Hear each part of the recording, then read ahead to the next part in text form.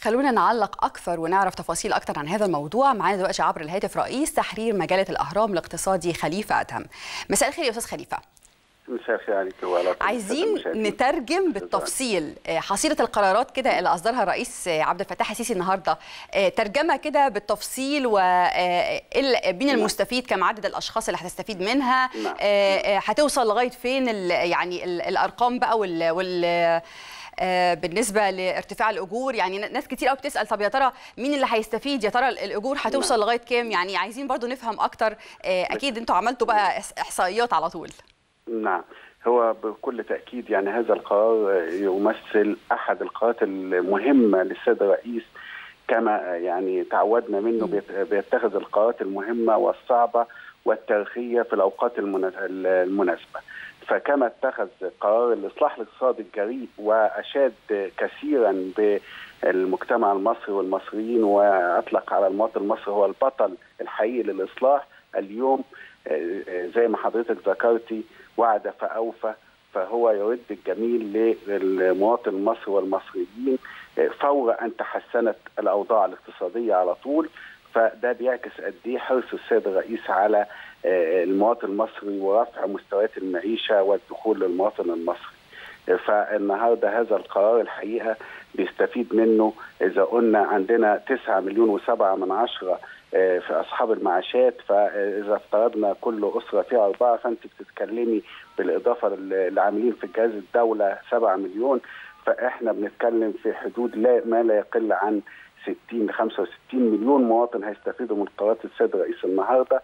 أهمية وفلسفة هذه القرارات أيضا إنها بتعكس قد إيه الانحياز إلى الطبقات محدودة الدخل والطبقة المتوسطة، وخلينا أكد على أن الطبقة المتوسطة النهارده تستفيد بشكل كبير جدا من هذا القرار، لأن عماد والعمود الفقري لهذه الطبقة المتوسطة هي أصحاب الدخول الثابتة اللي هم الموظفين اللي هم لديهم درجات عليا من التعليم وبالتالي ولكن هم في موظفين وبالتالي مرتباتهم ثابتة، فتحملوا العبء الأكبر من الإصلاح الاقتصادي.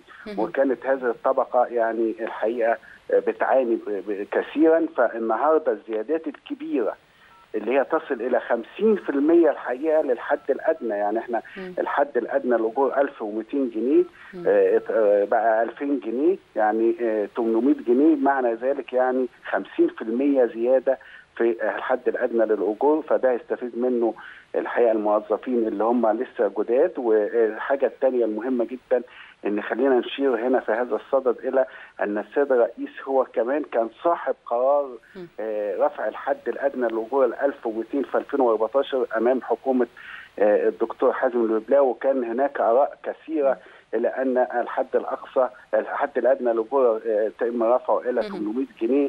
فكان وقتها السيد الرئيس هو زي ما عارفين وزير الدفاع وفي مجلس الوزراء قال لا 1200 واقترح هذا الامر. فالنهارده ايضا بيرفع الاجور الى الحد الادنى الى 2000 جنيه.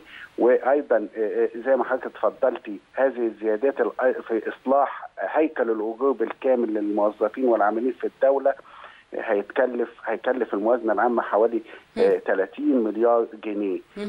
لكن الاهم من كده ان هو الحقيقه هيسهم بشكل واضح جدا في تحسين مستويات الدخول. خلينا نشير لحاجه مهمه جدا النهارده، اذا اضفنا لده رفع الحد الادنى لاصحاب المعاشات بالاضافه للزياده اللي اعلن عنها السيد الرئيس الى بحد ادنى 150 جنيه. طب هي هتكلف ال 30 مليار جنيه بالتاكيد. طب هل ده هيؤثر سلبيا بقى على الموازنه ولا احنا عاملين حسابنا؟ بالظبط، في حاجتين مهمين جدا في هذا الصدد. المعاشات 28.5 مليار وبقى كده، وبالاضافه الى المليار جنيه اللي هو لضم 100,000 مواطن للدعم النقدي تكافل وكرامه، بالاضافه للعلاوات اللي اعلن عنها السيد الرئيس النهارده اللي هو فتح الترقيات في الجهاز الاداري للدوله لجميع المستحقين اللي امضوا فتره البينيه. فده هتكلف الموازنه ايضا 1.5 مليار، يعني في مجمله 60 مليار. هذا الامر لاول مره يخضع ليس لاعتبارات قرارات كده، لكن مدروسه كما اعلنت السيده وزيره التخطيط النهارده. السيد الرئيس منذ فتره، وهو عاده تعودنا منه ان لا يعلن عن شيء او لا يعلن عن مشروع الا عند افتتاحه. اليوم اعلن عن بعد استكمال اللجنه المكلفه اللي هي ضمت وزاره التخطيط الى جانب وزاره الماليه للجهاز التنظيم والاداره. نعم، يعني احنا مستعدين والدوله مستعده ومفيش اي حاجه هتكون لها تاثير سلبي، وزي ما قلت لحضرتك ان الرئيس لا يعلن شيء لما يكون مخطط وبيتم. بالظبط. انا بشكرك شكرا جزيلا. اتفضل.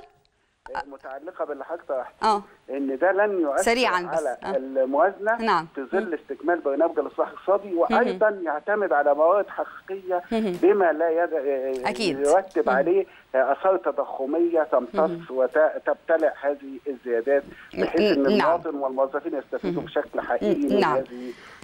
خلينا نتفائل ان شاء الله خير. بشكرك شكرا جزيلا ادهم خليفه، الكاتب الصحفي الكبير ورئيس تحرير مجله الاهرام الاقتصادي، على هذه الايضاحات.